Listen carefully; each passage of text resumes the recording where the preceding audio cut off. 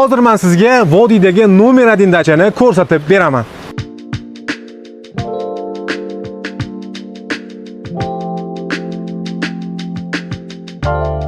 Namangan viloyatining Kosonsoy tumanida Bahavo joyida joylashgan ushbu 5 yulduz dachamizni sizga hozir to'liq ko'rsatib beraman.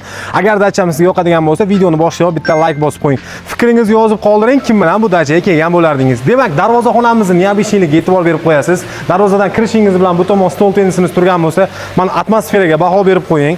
Dam olaman degan inson asablari shunaqangi dam oladi, daraxtlari, yashil zonalari juda ham chiroyli taqsimlangan. O'rtadagi mana bu favoramiz insonga boshqacha zavq bag'ishlab turibdi. Kattakon ushbu dachamizni juda ham chiroyli va yaxshigina xonalari, basseynlari mavjud. Qulayliklarni birma-bir sizga ko'rsatib o'taman. Birinchi so'z boshini basseyndan boshlasak. Ushbu joyimizda ikkita basseyn bor, yozgi tabiiy basseyn hamda qish uchun mo'ljallangan basseynimiz. Ushbu basseynimiz qishga mo'ljallangan ushbu basseynimizni ko'rib turibsiz, katta keng jakuzilari ham bor. Bu tomonda dushlarni planirovka qilishgan ekan. Ushbu dachamiz qishin yozin ishlaydi. Umuman isitish tizimidan muammo yo'q. Bu tomonlarimizda razdevalka hamda dushlarimiz joylashgan bo'lsa, alohida finskiy saunasi ham mavjud. Endi sizga Namanganda hali ko'rmagan bitta 10 metr patologli xonamizni ko'rsatib beraman. Mehmonxonamiz bir vaqtda o'zida 20-30 kishini bemalol o'z bag'riga sig'diradi. Aytib o'tganimdek, poldan patologgacha 10 metr insonga o'zgacha hashamat va zavq bag'ishlab turadi. Shu bilan xonalarimiz yakunga yetgani yo'q. Ikkinchi qavatimizda bolalar uchun mo'ljallangan kattakon yotoqxona hamda pastki qavatlarimizda yana ikkita kattalar uchun mo'ljallangan yotoqxona va yana bir xonamiz plan qilingan. Aytgancha, uyimizda oshxonalar ham ikkita. Mana bu yerda qishki oshxonamiz planirovka qilingan. Kirmoshlargacha qo'yib qo'yishibdi, qarang.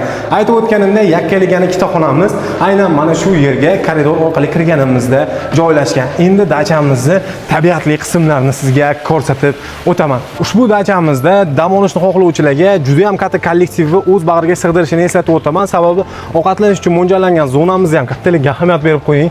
Shamol shunaqangi zo'r aylanib turibdi. Undan ham ko'ra mana manzara nima deydi? Manzaraning chiroyligini qarang.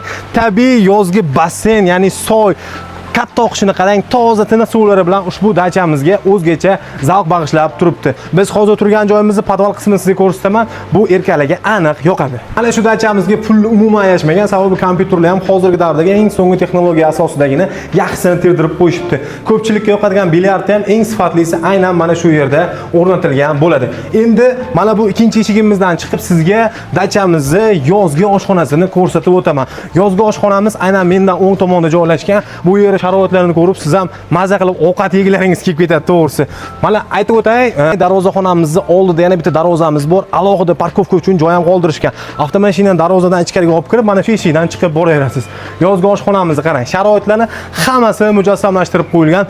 Naqd 8 ta qozon qo'yib qo'yilgan, suyuq, quyuq, mangalli deysizmi, hammasini sharoitlari bor. Wi-Fi-larga o'rnatib qo'yilgan ushbu dachamizni pastda 3 ta kattagina tapchalari ham bor. Hozir u yerni ham bitta ko'rsatib beraman.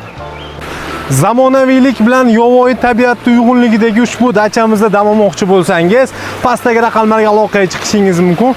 Menimcha, vodiyda bundan yaxshi variantni topa olmaysiz.